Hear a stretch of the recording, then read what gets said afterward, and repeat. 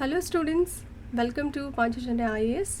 So today we are dealing with economy part. So ಇವತ್ತಿನ class discussion ಯಾವುದ್ರ ಬಗ್ಗೆ ಅಂತ ನೋಡೋದಾದರೆ ಜಾನ್ವರಿ 2024ರ ಒಂದು ಮುಂದುವರೆದ ಭಾಗ, ಅದು ಆರ್ಥಿಕ ವ್ಯವಸ್ಥೆ ಬಗ್ಗೆ ಡಿಸ್ಕಸ್ ಮಾಡೋಣ. Hope you are doing well and reading well. Okay, let's begin without wasting our time. So ಇವತ್ತಿನ ಕ್ಲಾಸು ತುಂಬ ಇಂಪಾರ್ಟೆಂಟ್ ಕೂಡ ಹೌದು. ಅಷ್ಟೇ ಎಕಾನಮಿ ಅಂತ ಬಂದಾಗ ಕರೆಂಟ್ ಅಫೇರ್ಸ್ ಮೇಲೆ ಕ್ವೆಶನ್ಸ್ ಕೇಳೋದು ಸಾಮಾನ್ಯವಾಗಿ ನಾವು ನೋಡಿರ್ತೀವಿ. UPSC ಪ್ಯಾಟರ್ನ್ ಯಾವ ಥರ ಕ್ವೆಶನ್ಸ್ ಕೇಳ್ತಾ ಇದೆ, ಮತ್ತು ಲಾಸ್ಟ್ ಇಯರಿಂದ ಸ್ವಲ್ಪ ಪ್ಯಾಟರ್ನ್ ವೇರಿ ಆಗ್ತಾ ಬರ್ತಿದೆ. So this year also the patterns remains the same, or maybe will get some surprises in the examinations hall. Okay, by keeping all that in our mind, so we'll study today's class. See, first article in economy, first very important one is National Multidimensional Poverty Index. Poverty index ಬಗ್ಗೆ ಹೇಳ್ತಿದ್ದಾರೆ. Poverty ಅಂದರೆ ಬಡತನ, okay, index ಅಂದರೆ ಸೂಚ್ಯಂಕ. Okay, ಬಹು ಆಯಾಮದ ಒಂದು ರಾಷ್ಟ್ರೀಯ ಲೆವೆಲಲ್ಲಿ ಬಹು ಆಯಾಮದ ಒಂದು ಬಡತನದ ಸೂಚ್ಯಂಕ ಯಾವ ಥರ ಇದೆ ಅಂತ ನೋಡೋಣ. ಯಾಕೆ ನ್ಯೂಸಲ್ಲಿತ್ತು, very important. Niti Aayog released a discussion paper titled multidimensional poverty in India since 2005-6. So Niti Aayog ಈ ಒಂದು ಇದನ್ನು ಶಾರ್ಟ್ ಫಾರ್ಮಲ್ಲಿ ಏನಂತ ಕರಿತೀವಿ, NMPI. ಓಕೆ, NMPI ಅಂದ್ರೇನು, national multidimensional poverty index. So this is the short form. Please do remember the short forms as well. NITI Aayog ಬಹು ಆಯಾಮದ ಒಂದು ಶೀರ್ಷಿಕೆಯ ಚರ್ಚಾ ಆಗಿರುವಂಥ ಪ್ರಬಂಧವನ್ನು ಬಿಡುಗಡೆ ಮಾಡಿದೆ 2005 ಮತ್ತು 6ರಿಂದ. ಭಾರತದಲ್ಲಿ ಯಾವ ಥರ ಬಡತನದ ಒಂದು ಸೂಚ್ಯಂಕ ಯಾವ ಥರ ಇದೆ ಅದರ ಬಗ್ಗೆ ನೀತಿ ಆಯೋಗ ಬಿಡುಗಡೆ ಮಾಡಿದೆ. Okay, see one more information about it is the Alkire Foster method can show both the breadth, that is an incidence, and depth, that is an intensity of poverty. ಅಲ್ಕಾಯರ್-ಫೋಸ್ಟರ್ ಅನ್ನೋ ಒಂದು ವಿಧಾನ ಇಲ್ಲಿ ಬ್ರೆಡ್ತ್ ಅಂದರೆ ಅಗಲ ಅಂತ ಕರಿತೀವಿ, ರೈಟ್. ಸೊ ಅದೇ ಥರ ಡೆಪ್ತ್ ಅಂದರೆ ಆಳ, ಬಡತನದ ಆಳ ಎಷ್ಟು, ಅದರ ಇಂಟೆನ್ಸಿಟಿ, ತೀವ್ರತೆ ಎಷ್ಟು ಅದ್ರ ಬಗ್ಗೆ ಹೇಳುತ್ತೆ. ಬ್ರೆಡ್ತ್ ಅಂದರೆ ಅದರ ಅಗಲ ಎಷ್ಟು ಅಗಲದವರೆಗೂ ಇದೆ, ಆ ಎರಡನ್ನು ತೋರಿಸುವಂತಹ ಒಂದು ಮೆಥಡ್ ಅಥವಾ ವಿಧಾನವಾಗಿ ಕಾಣ್ತೀವಿ. Very important, try to remember Alkayer-Foster method. Okay, it shows both the breadth and depth of the poverty related anta ನೆನಪಿಟ್ಕೊಳ್ಬೇಕು. Okay, every concept has its own term, so please do remember those terms so that you can easily eliminate the wrong options in the actual exam. Fine. See, about multidimensional poverty ಬಗ್ಗೆ ಹೇಳೋದಾದರೆ ಅದರ ಬಗ್ಗೆ ಇನ್ನೇನೇನು important ಇದೆ prelims oriented ನೋಡೋದಾದರೆ, C multidimensional poverty encompasses the various deprivations experienced by poor people in their daily lives, such as poor health, lack of education, inadequate living standards, poor quality of work, the threat of violence, among others.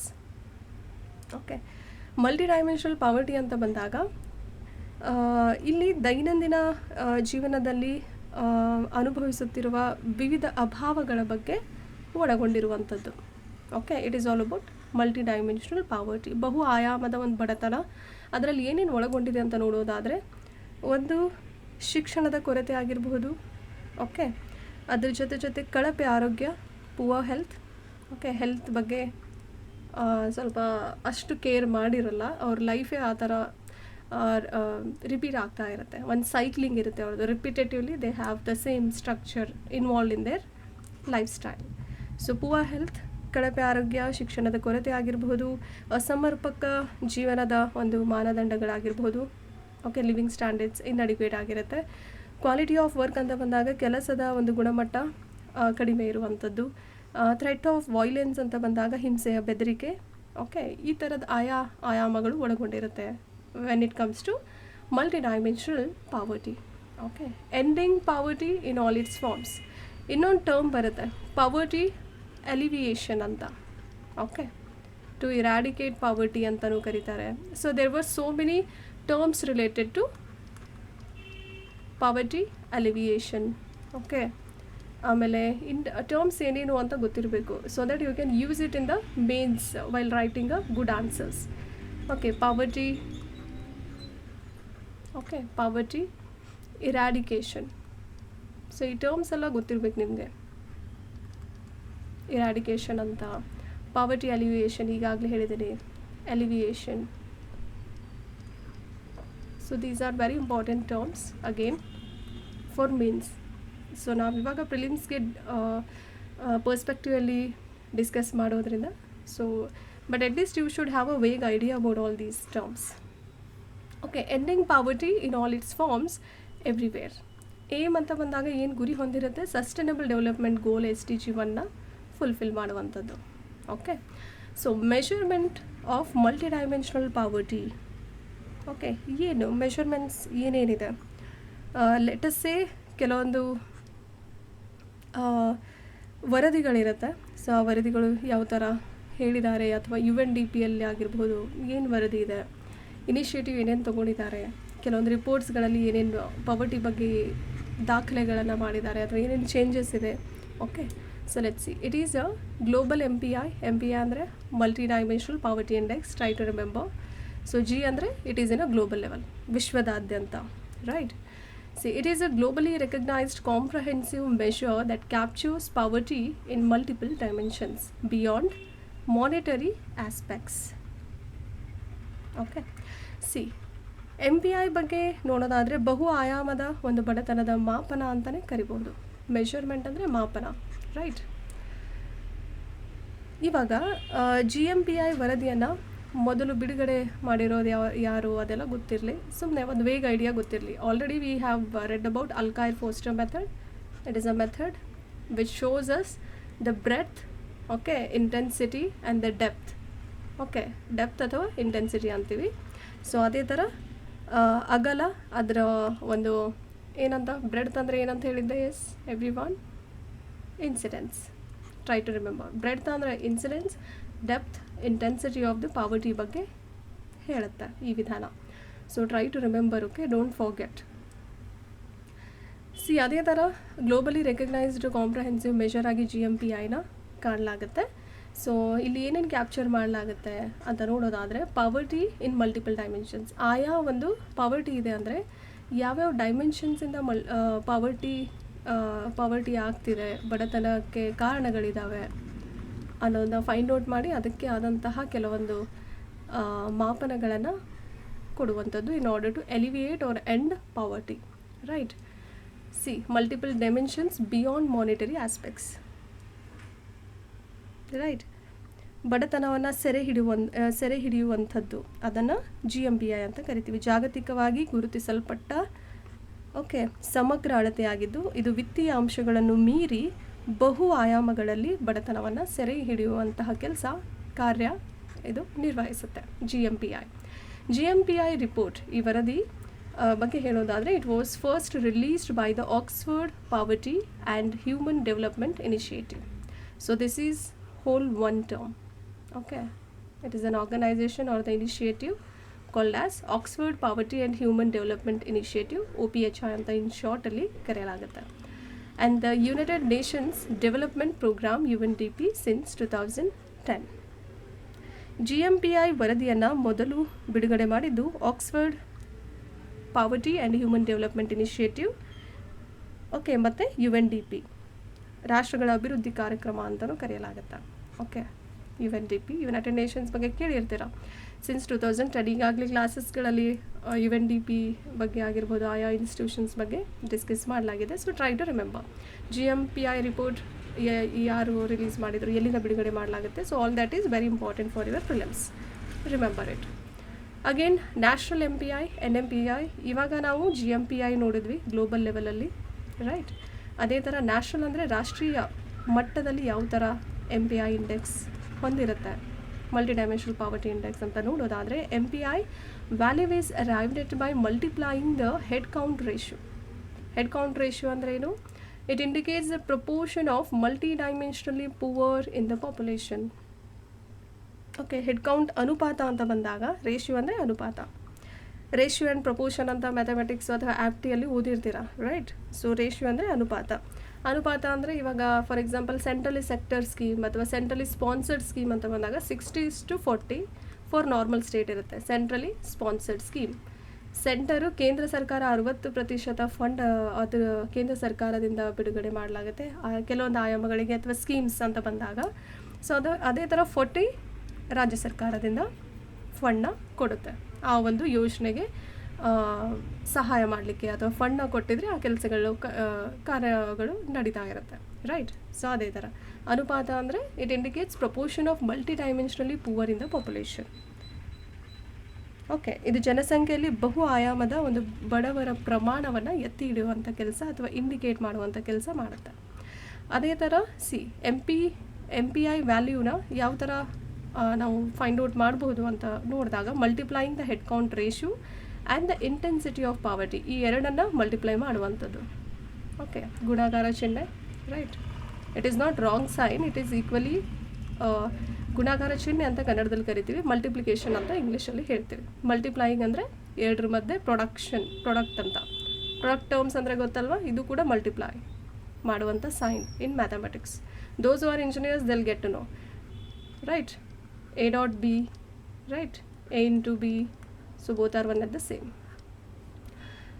C, head count ratio and the intensity of poverty reflecting both the share of people in poverty and the degree to which they are deprived, right. ಏನು ಹೇಳ್ತಿದ್ದಾರೆ NMPI ಅಂದರೆ, S, MPI ಮೌಲ್ಯವನ್ನು head count ಅನುಪಾತ ಮತ್ತು ಬಡತನದ ತೀವ್ರತೆಯನ್ನು ಗುಣಿಸುವ ಮೂಲಕ ಅದನ್ನು ತಲುಪಲಾಗುತ್ತೆ ಅಂತ ಹೇಳಲಾಗ್ತದೆ ಇನ್ ಅ ಸಿಂಪಲ್ ಟರ್ಮ್. ಓಕೆ, ಬಡತನದಲ್ಲಿರುವಂತಹ ಜನರ ಪಾಲು ಮತ್ತು ಅವರು ವಂಚಿತರಾಗಿರುವ ಮಟ್ಟದ ಬಗ್ಗೆ ಹೇಳುತ್ತೆ. ಅದೇ ಥರ ಹೆಡ್ ಕೌಂಟ್ ರೇಷಿಯೋ ಬಗ್ಗೆ ಈಗಾಗಲೇ ಹೇಳಿದೆ. Okay, intensity of poverty in ಶಾರ್ಟಲ್ಲಿ ಎ ಅಂತ ಕರಿತೀವಿ. H/A is a NMPI, right. NMPI formula ಏನು? Try to remember. H/A. ಇದು ಈ ಥರ ಕೊಟ್ಟರು ಸರಿನೇ ಆಪ್ಷನ್ಸಲ್ಲಿ, ಅಥವಾ ಇನ್ನೊಂದು ಆಯಾಮ NMPI is equals to H/A. Both are same. ಎರಡರಲ್ಲಿ ಯಾವ್ದು ಕೊಟ್ಟರು option is correct. Formula would be like this. Okay, intensity of poverty, it indicates average proportion of deprivations which is experienced by multidimensionally poor individuals. Okay, C, ಇದು ಒಂದು ಅಭಾವಗಳ ಸರಾಸರಿ ಪ್ರಮಾಣವನ್ನು ಸೂಚಿಸುತ್ತೆ. Okay, ಬಹು ಆಯಾಮದ ಅಥವಾ ಕೆಲವೊಂದು ಬಡ ವ್ಯಕ್ತಿಗಳನ್ನು ಕಂಡುಹಿಡಿದು ಅವರಿಗೆ ಆಯಾ ಮಲ್ಟಿ ಡೈಮೆನ್ಷನಲ್ಲಿ ಏನೇನು ಪ್ರಾಬ್ಲಮ್ ಇದೆ, ಏನೇನು ಎಕ್ಸ್ಪೀರಿಯನ್ಸ್ ಅನುಭವ ಆಗ್ತಿದೆ ಅವರಿಗೆ ಪೂವರ್ ಇಂಡಿವಿಜುವಲ್ಸಿಂದ, ಆ ಒಂದು ಎವರೇಜ್ನ ಇಂಡಿಕೇಟ್ ಮಾಡುವಂತಹ ಒಂದು ಪ್ರಪೋರ್ಷನ್ನ ಇಂಟೆನ್ಸಿಟಿ ಆಫ್ ಪಾವರ್ಟಿ ಅಂತ ಕರೆಯಲಾಗುತ್ತೆ. Very important. Under the government's global indices for reforms and growth, that is ಗಿರ್ಗ್ ಇನ್ ಶಾರ್ಟ್ ಅಂತ ಕರೆಯಲಾಗುತ್ತೆ, ಗಿರ್ಗ್ ಅಂತ initiative. Niti Aayog is the nodal agency for MPI. Nodal agency ಯಾವುದು? ನೀತಿ ಆಯೋಗ್. ಓಕೆ, ಈಗಾಗಲೇ ಮೇಲೆ ಕೂಡ ಓದಿದ್ವಿ ಏನಂತ. Niti Aayog released a discussion paper title MPI, multi dimensional poverty index. Okay, multi dimensional poverty index. See, very important topic. So ನಾವು will move on to the next section. Very important, please try to remember. See, ಇಲ್ಲಿ ಈಗಾಗಲೇ ಹೇಳಿದ್ದೆ, Niti Aayog released a discussion paper title multi dimensional poverty in India, MPI. ಯಾವಾಗಿಂದ? 2005 to 6 release ಮಾಡುತ್ತೆ ನೀತಿ Aayog. So ಅದೇ ಥರ this is something very important for your prelims. NMPI national multi dimensional poverty index by NITI Aayog release ಮಾಡಿರುವಂಥದ್ದು. See, ಡೈಮೆನ್ಷನ್ಸ್ಗಳಿದೆ. Health is the first dimension, ಆರೋಗ್ಯದ ಬಗ್ಗೆ. Education, ಶಿಕ್ಷಣ dimension. Third dimension would be standard of living standards ಬಗ್ಗೆ ಹೇಳುತ್ತೆ, right. See, ಅವರ ಒಂದು ಜೀವನ ಯಾವ ಥರ ಲಿವಿಂಗ್ ಸ್ಟ್ಯಾಂಡರ್ಡ್ಸ್ ಅಥವಾ dignified life already mentioned in the constitutions as well. Okay, ಕಾನ್ಸ್ಟಿಟ್ಯೂಷನಲ್ಲಿ ಬರೆದಿರುವಂಥದ್ದು dignity, fraternity, right. So all of them R returned somewhere directly R indirectly, right. So dimensions, health sector ಬಗ್ಗೆ ನೋಡೋದಾದರೆ ನ್ಯೂಟ್ರಿಷನ್ ಬರುತ್ತೆ, right. ಪೋಷಣೆ ಆಗಿರಬಹುದು. Okay, nutritious food ಆಗಿರಬಹುದು. Okay, ಪೌಷ್ಟಿಕಾಂಶವುಳ್ಳಂತಹ ಆಹಾರ ಪದಾರ್ಥ. Child and adolescent mortality. Okay, ಮಗು ಮತ್ತು ಹರೆಯರ ಒಂದು ಮರಣದ ಸಮೀಕ್ಷೆ ಆಗಿರುವಂಥದ್ದು, ಆ್ಯಂಟಿನ್ಯಾಟಲ್ ಕೇರ್ ಆಗಿರ್ಬೋದು, ಪ್ರಸವ ಪೂರ್ವ ಆರೈಕೆ ಬಗ್ಗೆ ಹೇಳ್ತಿದ್ದಾರೆ.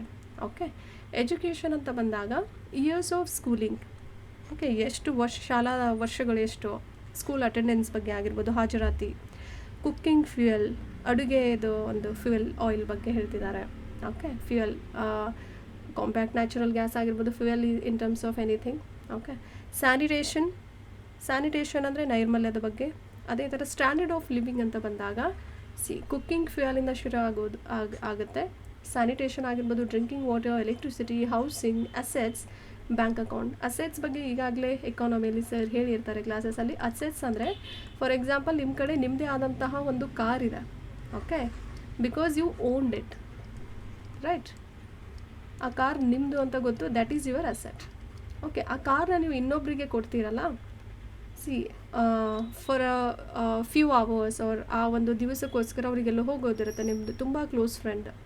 Because whatever if he or she will ask, you will not deny, ಇಲ್ಲ ಅಂತ ಹೇಳಿಕ್ಕಾಗಲ್ಲ. ಸೊ ಆ ಸಮಯದಲ್ಲಿ ಒಳ್ಳೆ ಫ್ರೆಂಡ್ ಅಂತ ಕೊಟ್ಟಿರ್ತೀರಾ ನೀವು ಆ ಕಾರ್ನ.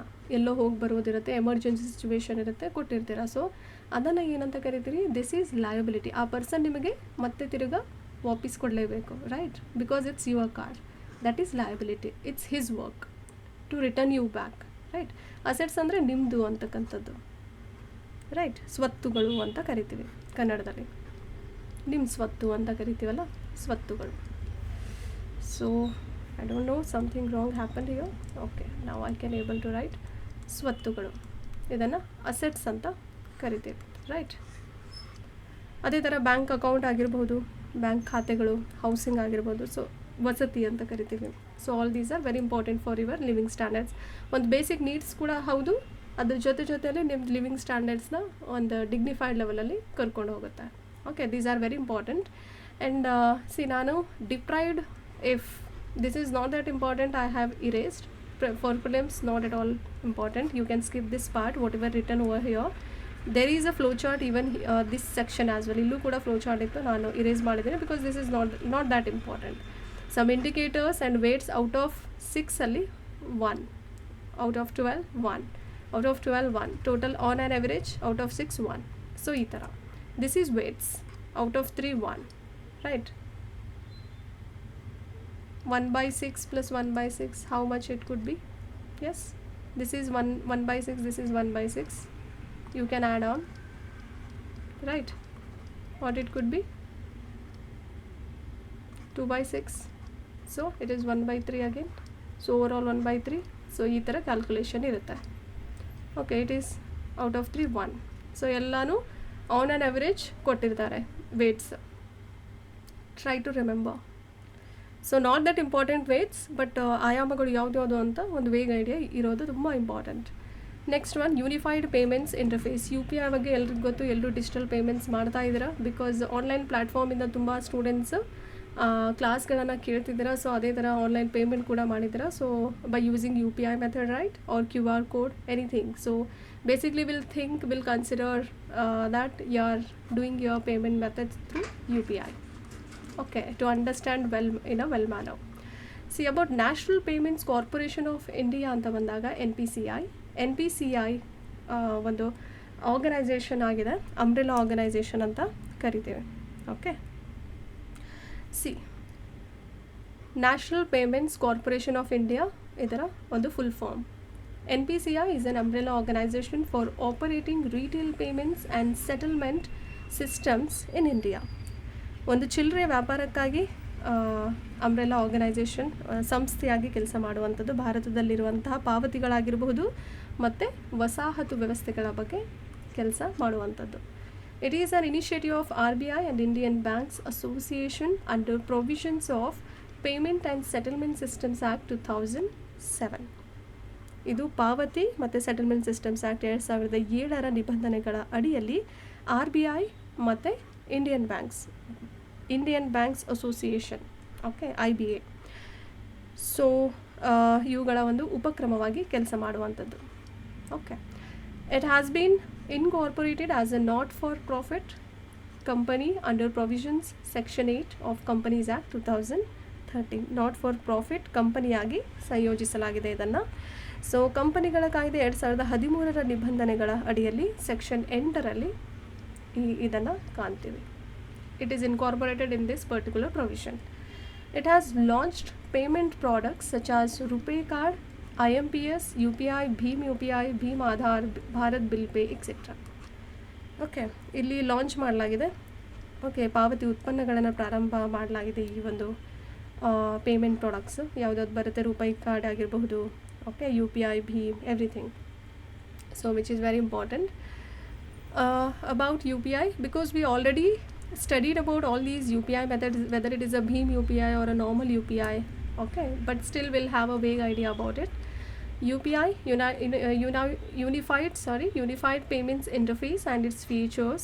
ಏನೇನು ಫೀಚರ್ಸ್ ಇದೆ ಅದರದ್ದು ಅಂತ ನೋಡೋಣ, ವೈಶಿಷ್ಟ್ಯಗಳ ಬಗ್ಗೆ. UPI powers multiple bank accounts into a single mobile application of any participating bank, merging several banking features, example transfer of funds, etc. ಈ ಒಂದು UPI ಅಂತ ಬಂದಾಗ ಬಹು ಬ್ಯಾಂಕ್ ಖಾತೆಗಳನ್ನು ಒಂದೇ ಮೊಬೈಲ್ ಅಪ್ಲಿಕೇಶನ್ಗೆ ನೀಡುವಂಥದ್ದು. ಹಲವಾರು ಕೆಲವೊಂದು ಬ್ಯಾಂಕಿಂಗ್ ಫೀಚರ್ಸ್ನ ವಿಲೀನಗೊಳಿಸುವಂತಹ ಕೆಲಸ ಕೂಡ ಮಾಡುತ್ತೆ. Merging all those several banking features, okay, ಬ್ಯಾಂಕಿಂಗ್ದು ಕೆಲವೊಂದು ವೈಶಿಷ್ಟ್ಯಗಳನ್ನು ಮರ್ಜ್ ಮಾಡಿ ಸಿಂಗಲ್ ಮೊಬೈಲ್ ಅಪ್ಲಿಕೇಶನಲ್ಲಿ ಅಕೌಂಟ್ಸ್ಗಳನ್ನು, ಮಲ್ಟಿಪಲ್ ಬ್ಯಾಂಕ್ ಅಕೌಂಟ್ಸ್ನ ಕೊಡುವಂತಹ ಒಂದು ಪವರ್ನ ಹೊಂದಿರುತ್ತೆ. UPI powers all of that. Example ಅಂತ ಬಂದಾಗ ಟ್ರಾನ್ಸ್ಫರ್ ಆಫ್ ಫಂಡ್ಸ್ ಆಗಿರ್ಬೋದು, ಹಣ ವರ್ಗಾವಣೆ ಇತ್ಯಾದಿಗಳೆಲ್ಲವೂ ಬರುತ್ತೆ. It was developed by NPCI in the year 2016. 2016ರಲ್ಲಿ NPCI ಡೆವಲಪ್ ಮಾಡ್ತು ಯಾವುದನ್ನ, UPIನ. And built over immediate payment service, IMPS ಅಂತ ಈಗಾಗಲೇ ಓದಿದ್ವಲ್ಲ, that is infrastructure. See here we read, right, this is IMPS, immediate payment service, that is called as IMPS. IM ಅಂದರೆ immediate, P for payment, S for service, infrastructure. ಯಾಕೆ NPCI ಅವರು develop ಮಾಡಿದ್ರು UPIನ 2016ರಲ್ಲಿ? In order to built over immediate payment service. Immediate payment ಸರ್ವಿಸ್ಗಳನ್ನು ತಕ್ಷಣದ ಒಂದು ಪಾವತಿ ಸೇವೆಯಾಗಿ ಮಾಡಲಿಕ್ಕೆ ಮೂಲ ಸೌಕರ್ಯವನ್ನು ನಿರ್ಮಾಣ ಮಾಡಲಾಗಿದೆ. It is the most successful real-time payment system globally, providing simplicity, safety and security in person-to-person P2P and person-to-merchant P2M transactions in India. Okay. ಇದು ಜಾಗತಿಕವಾಗಿ ಅತ್ಯಂತ ಯಶಸ್ವಿಯಾಗಿ ಆಮೇಲೆ ನೈಜ ರೀತಿಯಲ್ಲಿ ಮಾಡುವಂಥ ಒಂದು ಪಾವತಿ ವ್ಯವಸ್ಥೆ ಅಂತಲೇ ಹೇಳ್ಬೋದು. ಸೊ ವ್ಯಕ್ತಿಯಿಂದ ವ್ಯಕ್ತಿಗೆ ಮತ್ತು ವ್ಯಕ್ತಿಯಿಂದ ವ್ಯಾಪಾರಿಗಳಿಗೆ ವ್ಯವಹಾರಗಳಲ್ಲಿ ಸರಳತೆ, ಸುರಕ್ಷತೆ ಮತ್ತು ಭದ್ರತೆಯನ್ನು ನೀಡುವಂತಹ ಒಂದು ಸಿಸ್ಟಮ್ ಆಗಿ ವಿಶ್ವದಾದ್ಯಂತ ಹೆಸರುವಾಸಿಯಾಗಿದೆ, specially in India also. Okay, ಇನ್ನು ಕೆಲವೊಂದು ಹೊಸ ಆಯಾಮಗಳು ಅಥವಾ ವೈಶಿಷ್ಟ್ಯಗಳ ಬಗ್ಗೆ ನೋಡುವುದಾದರೆ, we have UPI LiteX and UPI tap and pay. Very important. Okay, UPI LiteX ಏನು ಹೇಳುತ್ತೆ? Users can both send and receive money offline through any compatible device that supports near field communication. Okay, see UPI LiteX, see ಈ ಒಂದು LiteX ಅನ್ನೋದು ನೆನಪಿರಬೇಕು. UPI related LiteX ಏನು ಹೇಳುತ್ತೆ, ಆ ಪದದ ಅರ್ಥ, keyword UPI LiteX, and LiteX is specially is a keyword here related to UPI. Okay, ಇಲ್ಲೇನು ಮಾಡ್ತಾರೆ LiteX ಅಂತ ಬಂದಾಗ, ಈ ನಿಯರ್ ಫೀಲ್ಡ್ ಕಮ್ಯುನಿಕೇಷನ್ NFC ಏನಿದೆಲ್ಲ, ಇದನ್ನು ಬೆಂಬಲಿಸುವ ಯಾವುದೇ ಹೊಂದಾಣಿಕೆಯ ಸಾಧನದ ಮೂಲಕ ಬಳಕೆದಾರರು ಏನು ಮಾಡ್ತಾರೆ, ಓಕೆ, ಬಳಕೆದಾರರು ಆಫ್ಲೈನ್ನಲ್ಲಿ ಹಣವನ್ನು ಕಳುಹಿಸಬಹುದು ಮತ್ತು ಸ್ವೀಕಾರ ಕೂಡ ಮಾಡಬಹುದು. So that is all about LiteX. UPI tap and pay ಅಂತ ಬಂದಾಗ, it allows NFC enabled QR codes. QR codes ಇರುತ್ತಲ್ಲ, ಈ ಥರ ಬಾಕ್ಸ್ ಇರುತ್ತೆ, ಇಲ್ಲೊಂದು QR ಸ್ಕ್ಯಾನ್ ಮಾಡುವಂಥದ್ದು, right. So this is a box. ವಾಟ್ಸಪ್ಪಲ್ಲೂ ಸಿಗುತ್ತೆ QR ಕೋಡ್. So you can try in your mobiles as well. If you don't have an Android mobile, then you definitely your parents does have. So try to see that QR code as you already knew it. Most of you know it. What is that QR code? What is the UPI? How it works? How your payment method or system will works, and how will you transfer the amount in a digital way? So all that is very easy. Nowadays every person knows about it. So see, it allows NFC enabled QR codes at merchants to complete payments with a single tap without entering the PIN.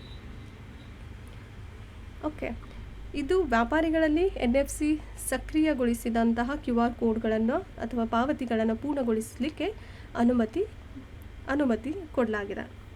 ಯಾವುದೇ ಟ್ಯಾಬ್ಗಳಿಲ್ಲದೆ pin ನಮೂದಿಸಬಹುದು ಅಂತ ಹೇಳ್ತಿದ್ದಾರೆ. Okay, without entering the pin. So that is about QR codes, NFC enabled QR codes. Okay, next one, see here we do have one more term, that is near field communication. ಈಗಾಗಲೇ ಹೇಳಿದ್ದೀನಿ UPI Lite X ಅಲ್ಲಿ and as well as tap and pay ಅಲ್ಲೂ ಸಹ. NFC is a short range wireless connectivity technology that transmits data through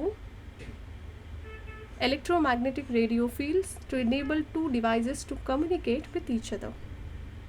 near field communication ಒಂದು ಕಡಿಮೆ ವ್ಯಾಪ್ತಿಯ, short range ಅಂದರೆ ಕಡಿಮೆ ವ್ಯಾಪ್ತಿಯ ವೈರ್ಲೆಸ್ ಸಂಪರ್ಕ, ವೈರ್ಲೆಸ್ ಕನೆಕ್ಟಿವಿಟಿ. ಈಗ ನಿಮ್ಮ ಆ್ಯಂಡ್ರಾಯ್ಡ್ ಮೊಬೈಲ್ಗಳು ಸಹ ವೈರೇ ಇಲ್ಲ. ಲ್ಯಾಂಡ್ಲೈನ್ಸ್ ಮೊದಲು ಇರ್ತಿದ್ವಲ್ಲ, 08482 ಆಯಾ ಒಂದು ಡಿಸ್ಟ್ರಿಕ್ಟ್ಗೆ ಕೋಡ್ ಇರುತ್ತೆ. ಓಕೆ, ಸೊ ಫಸ್ಟ್ ಅದು ಕೋಡ್ ಇರುತ್ತೆ, ಅದರ ನಂತರ ನಿಮ್ಮದು let's say 225660, that was a landline number earlier we use to have. Right, now we do have some other 10-digit numbers for Android because it is wireless mobile connectivity. So in the same fashion, we do have here also short range wireless connectivity technology. This is also technology, ತಂತ್ರಜ್ಞಾನ ಇರುವಂಥದ್ದು. ಒಂದು ಕಡಿಮೆ ವ್ಯಾಪ್ತಿಯ wireless ಸಂಪರ್ಕ ತಂತ್ರಜ್ಞಾನವಾಗಿದೆ. ಇದು ಕೆಲವೊಂದು ಡೇಟಾವನ್ನು ರವಾನಿಸುವಂಥ ಕೆಲಸ ಮಾಡುತ್ತೆ. ಟ್ರಾನ್ಸ್ಮಿಟ್ ಅಂದರೆ ರವಾನೆ ಮಾಡುವಂಥದ್ದು.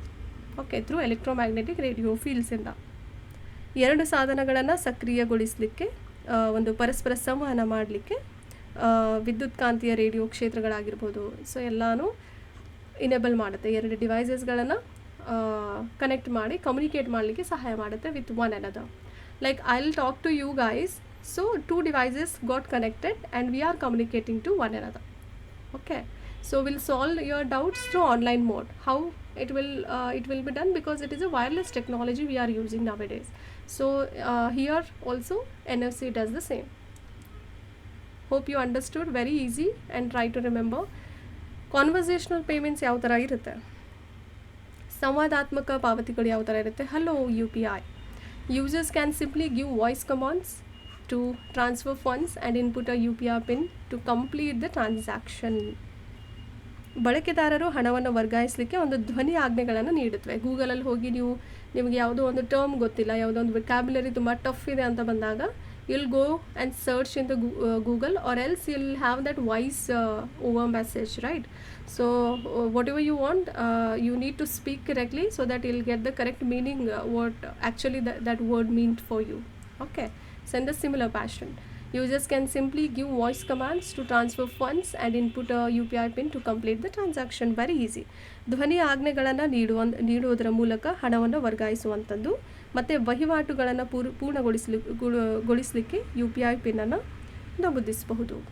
So that is all about UPI. Bill pay correct ಅಂತ ಬಂದಾಗ, customers can fetch and pay their bills by sending a simple hi message or by giving a missed ಕಾಲ್.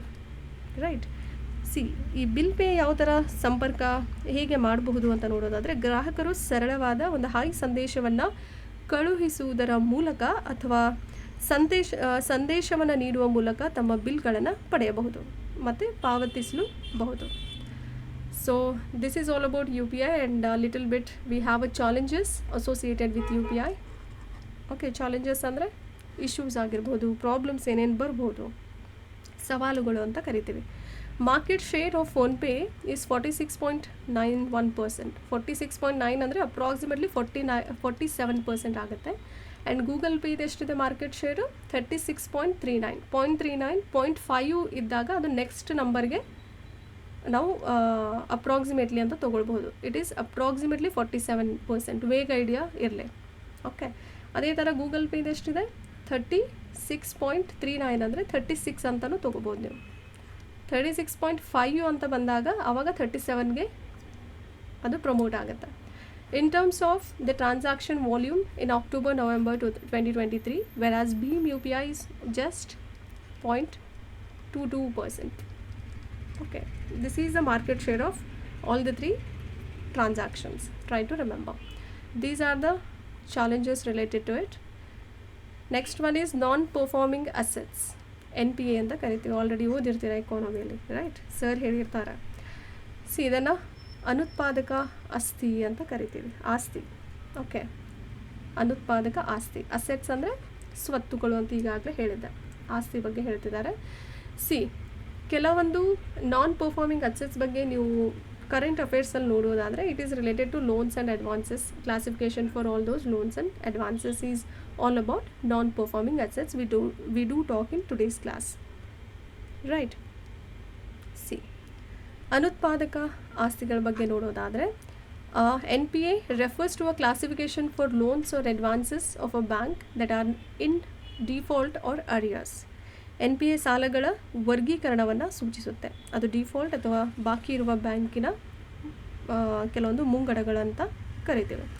ಅದೇ ಥರ loan is in arrears when principal or interest payments are late or missed and becomes an NPA when the interest and/or installment of principal remain overdue for more than 90 days. ಅಸಲು ಅಥವಾ ಬಡ್ಡಿ ಪಾವತಿಗಳು ತಡವಾದಾಗ ಅಥವಾ ತಪ್ಪಿ ಹೋದಾಗ ಸಾಲವು ಬಾಕಿ ಆಗ್ತಾ ಬರುತ್ತೆ, ರೈಟ್? ಲೇಟ್ ಆದಾಗ ಅಥವಾ ಮಿಸ್ ಆದಾಗ. ಅದೇ ಥರ ಬಡ್ಡಿ ಮತ್ತು ಅಥವಾ ಅದರ ಕಂತುಗಳಿರುತ್ತೆ. NPA ಅಸಲು 90% ಹೆಚ್ಚು ಬಾಕಿ ಉಳಿದಿದೆ ಅಂತ ಬಂದಾಗ, ದಿನಗಳು ಇನ್ನೂ ಉಳಿದಿದೆ, ಓವರ್ಡ್ಯೂ ಇದೆ ಅಂತ ಬಂದಾಗ ಆವಾಗ ಅದನ್ನು NPA ಅಂತ ಕರೆಯಲಾಗುತ್ತೆ. ಅದೇ ಥರ GNPAs. G ಅಂದರೆ ಏನು? Gross non performing assets. It is your GNPA. Gross non-performing assets are the sum of all loan assets that are classified as NPAs. GNPAಗಳು NPAಗಳಾಗಿ ವರ್ಗೀಕರಿಸಲಾದ ಎಲ್ಲ ಸಾಲದ ಆಸ್ತಿಗಳ ಮೊತ್ತವಾಗಿರೋದನ್ನ sum of all loan assets ಅಂತ ಕರೆಯಲಾಗುತ್ತೆ. What else we can see as a steps taken to reduce the NPA ತಗ್ಗಿಸಲಿಕ್ಕೆ ತೆಗೆದುಕೊಂಡಂಥ ಕ್ರಮಗಳು ಯಾವುದು ನೋಡೋಣ. Securitization and reconstruction of financial assets and enforcement of Security Interest Act 2002, that is SARFAESI Act ಅಂತ in ಶಾರ್ಟಲ್ಲಿ ಕರೆಯಲಾಗುತ್ತೆ. ಏನು ಈ ಆ್ಯಕ್ಟ್ ಬಗ್ಗೆ ನೋಡೋದಾದರೆ ಏನು ಹೇಳುತ್ತೆ? ಓಕೆ, SARFAESI ಕಾಯ್ದೆ ಓದಿರ್ತೀರ ತಾನೆ? So let's go ahead. It allows secured creditors to take possession of collateral against which a loan had been provided upon default in repayment. ಇದು ಸುರಕ್ಷಿತ ಸಾಲದಾತರಿಗೆ ಮೇಲಾಧಾರವನ್ನು ಸ್ವಾಧೀನಪಡಿಸಿಕೊಳ್ಳಲು ಅನುಮತಿ ನೀಡುತ್ತೆ. ಮರುಪಾವತಿಯಲ್ಲಿ ವಿಫಲವಾದ ಮೇಲೆ ಸಾಲವನ್ನು ಒದಗಿಸಲಾಗಿದೆ ಅಂತ ಹೇಳ್ತಿದ್ದಾರೆ. So this is all about repayment. Okay, upon a default in repayment. ಅದೇ ಥರ second step would be taken as debt recovery tribunals ಬಗ್ಗೆ ಈಗಾಗಲೇ ಓದಿದ್ದಾಗಿದೆ. ವಸೂಲಾತಿ ನ್ಯಾಯಮಂಡಳಿಗಳು established under the Recovery of Debts and Bankruptcy Code Act, Bankruptcy Act ಅಂತ ಕರಿತೀವಿ, 1993, provide for the establishment of tribunals for expeditious adjudication and recovery of debts. ಏನು ಹೇಳ್ತಿದ್ದಾರೆ? ವಸೂಲಾತಿ ಸಾಲಗಳು ಮತ್ತು ದಿವಾಳಿತನ ಕಾಯ್ದೆ ಅಂತ ಕರಿತೀವಿ, 1993, debts and bankruptcy act, right? So ಇಲ್ಲಿ ತ್ವರಿತ ತೀರ್ಪು ಮತ್ತು ಸಾಲಗಳ ವಸೂಲಾತಿಗಾಗಿ ನ್ಯಾಯಮಂಡಳಿಗಳ ಸ್ಥಾಪನೆಗೆ ಒದಗಿಸುತ್ತೆ ಅಂತ ಹೇಳ್ತಿದ್ದಾರೆ. This is also recovery of all those debts. Again we have third step called as insolvency and bankruptcy code 2016, very important for reorganization and insolvency, resolution of corporate persons, partnership firms and individuals in a time-bound manner that is within 180 days or the extended period of 90 days. ಇದನ್ನು ದಿವಾಳಿತನ ಅಂತ ಹೇಳ್ತಾರೆ. Okay, bankruptcy code ಅಂದರೆ insolvency and bankruptcy code. This is very important. ರೀಸೆಂಟಾಗಿ ತುಂಬ ಜನರ ಮೇಲೆ ಈ ಥರ ಒಂದು ಸ್ಟೆಪ್ಸ್ನ ಈ ಒಂದು ಕಾಯ್ದೆನ ಅಪ್ಲೈ ಮಾಡಿದ್ದಾರೆ. ಕಾರ್ಪೊರೇಟ್ ವ್ಯಕ್ತಿಗಳು ಆಗಿರಬಹುದು, ಓಕೆ, ಪಾಲುದಾರಿಕೆ ಸಂಸ್ಥೆಗಳ ಮರುಸಂಘಟನೆ ಮತ್ತು ದಿವಾಳಿತನ ಪರಿಹಾರಕ್ಕಾಗಿ ಮತ್ತು ವ್ಯಕ್ತಿಗಳು ಸಮಯದ ಒಂದು ಅಭಾವ ಅಂದರೆ ಟೈಮ್ ಬೌಂಡ್ ಮ್ಯಾನರಲ್ಲಿ, ಓಕೆ, ಸೊ ಆ ರೀತಿಯಲ್ಲಿ ಅಂದರೆ 180 ದಿನದೊಳಗಡೆಗೆ ಅಥವಾ ದಿನಗಳೊಳಗೆ 180 ದಿನಗಳೊಳಗೆ ಅಥವಾ 90 ದಿನದ ವಿಸ್ತೃತ ಅವಧಿಯೊಳಗೆ ಈ ವ್ಯಕ್ತಿಗಳು ಆ ಒಂದು ಏನಂತಾರೆ ಫರ್ಮ್ಸ್ ಅಥವಾ individuals in a time bound manner they have to reorganize all of that, okay, within this particular time, extended period of 90 days. This is all about IBC Act. Okay. See, next one, National Asset Reconstruction Company, NARCL. This is not Act, IBC 2016. Okay. See, ನಾವು ರಾಷ್ಟ್ರೀಯ ಆಸ್ತಿ ಪುನರ್ ನಿರ್ಮಾಣ company ಅಂತ ಕರಿತೀವಿ. ಇದರದ್ದು ಮುಖ್ಯ ಗುರಿ ಅಂತ ನೋಡೋದಾದರೆ to reduce NPAs of banks, okay, improving financial system stability and efficiency. ಬ್ಯಾಂಕ್ಗಳ NPAಗಳನ್ನು ಕಡಿಮೆ ಮಾಡುವಂಥದ್ದು, ಹಣಕಾಸು ವ್ಯವಸ್ಥೆ ಸ್ಥಿರತೆಯನ್ನು ಸುಧಾರಿಸುವುದು, ಆಮೇಲೆ ಅದಕ್ಕೆ ಆಯಾ ಒಂದು ಎಫಿಷಿಯೆಂಟಾಗಿ ಮಾಡುವಂಥದ್ದು, ದಕ್ಷತೆಗೆ ಸಹಾಯ ಮಾಡುತ್ತೆ. It is incorporated under the Companies Act 2013 with PSBs, okay, holding a majority stake. ಕಂಪನಿಗಳ ಕಾಯ್ದೆ 2013 ಅಡಿಯಲ್ಲಿ PSBಗಳೊಂದಿಗೆ ಸಂಯೋಜನೆ ಮಾಡಲಾಗಿರುವಂಥದ್ದು, ಬಹುಪಾಲು ತನ್ನ ಪಾಲನ್ನು ಹೊಂದಿರುವಂಥದ್ದು, ಮೆಜಾರಿಟಿ ಸ್ಟೇಕ್ನ ಹೋಲ್ಡ್ ಮಾಡುತ್ತೆ. Indradhanush plan, very important for revamping PSBs, envisaging infusion of capital in PSBಗಳನ್ನು ನವೀಕರಿಸಲಿಕ್ಕೆ ಇಂದ್ರಧನುಷ್ ಯೋಜನೆಯನ್ನು PSBಗಳಲ್ಲಿ ಬಂಡವಾಳ ಮಾಡಿ ಕೊಡಲಾಗುತ್ತೆ. Because it is infusion of capital in PSBs. Indradhanush is again an important step. Okay, NPAs classification, we do have 3 such classifications involved in this: substandard assets, doubtful assets and loss assets. Substandard ಅಂತ ಬಂದಾಗ NPA for a period of less than or equal to 12 months. ಅಂದರೆ 12 months ಅಂದರೆ ಎಷ್ಟು ಹೇಳಿ, ಒಂದು ವರ್ಷ, ಒಂದು ವರ್ಷದ ಅಷ್ಟಾದರೂ ಇರಬೇಕು, ಒಂದು ವರ್ಷಕ್ಕೆ ಈಕ್ವಲ್ ಆಗಾದರೂ ಇರಬೇಕು ಅಥವಾ ಅದಕ್ಕಿಂತ ಕಡಿಮೆ ಆದರೂ ಇರಬೇಕು. That is all about substandard assets. Doubtful assets ಅಂದರೆ remained in the substandard, okay, remained in this substandard category for more than 12 months. ಒಂದು ವರ್ಷಕ್ಕಿಂತ ಜಾಸ್ತಿ ಏನಾದರೂ ಸಬ್ಸ್ಟ್ಯಾಂಡರ್ಡ್ ಅಸೆಟ್ಸಲ್ಲಿದ್ದಾಗ that is a doubtful assets. 12 months ಅಂದರೆ ಒಂದು ವರ್ಷ, ರೈಟ್. ಲಾಸ್ ಅಸೆಟ್ಸ್ ಬಗ್ಗೆ ಹೇಳೋದಾದರೆ, loss had been identified by the company or by the internal or external auditor or by RBI, but the amount had not been written off wholly. ನಷ್ಟ ಉಂಟಾಗುವಂಥದ್ದನ್ನ loss ಅಂತ ಕರಿತೀವಿ. ಕಂಪನಿಯಿಂದ ಅಥವಾ ಯಾವುದೇ ಮೂಲಕ ಆಂತರಿಕ ಅಥವಾ ಬಾಹ್ಯ ಒಂದು ಆಡಿಟರ್ ಇರ್ತಾರಲ್ಲ, ಆರ್ ಬೈ RBI ನಷ್ಟ ಉಂಟಾಗುತ್ತೆ ಅಂತ ಹೇಳೋಣ. Identified by all these company. ನಷ್ಟ ಹೇಗೆ ಉಂಟಾಯಿತು ಅಂತ ಐಡೆಂಟಿಫೈ ಮಾಡಿರೋ ಯಾರ್ಯಾರಿಂದ ಆಗಿರುತ್ತೆ, ಕಂಪನಿ ಆಗಿರ್ಬೋದು, ಇಂಟರ್ನಲ್ ಅಥವಾ ಎಕ್ಸ್ಟರ್ನಲ್ ಆಡಿಟರ್ ಆಗಿರ್ಬೋದು, RBI ಆಗಿರ್ಬೋದು. ಬಟ್ ಮೊತ್ತ ಸಂಪೂರ್ಣವಾಗಿ ಬರೆಯಲಾಗುವುದಿಲ್ಲ. Not had been written off wholly, ಕಂಪ್ಲೀಟಾಗಿ ಸಂಪೂರ್ಣವಾಗಿ ಬರೆಯೋದಿಲ್ಲ ಅಂತ ಹೇಳ್ತಿದ್ದಾರೆ. ಸೊ ಇಟ್ಸ್ ಆಲ್ ಅಬೌಟ್ ಮೊತ್ತವನ್ನು ಖಚಿತವಾಗಿ ಹೇಳಲ್ಲ ಅಲ್ಲಿ, okay. So that is they are talking about. G securities ಅಂತ ಬಂದಾಗ Y it was in a news, why you need to think ಯಾಕೆ ನ್ಯೂಸಲ್ಲಿತ್ತು, why they have given this particular article in economy section. you need to think ಏನಿರ್ಬೋದು ಅಂತ ನಿಮ್ಮ first ಯೋಚನೆ ಮಾಡಿ ಆಮೇಲೆ ಏನು ಕೊಟ್ಟಿದ್ದಾರೆ ಅಂತ ನೋಡಬೇಕು, ಓಕೆ. ಸೊ ಆ ಥರ ಓದಿದಾಗ ನಿಮಗೆ ತುಂಬ ಸಮಯದವರೆಗೂ ನೆನಪಲ್ಲಿರುತ್ತೆ.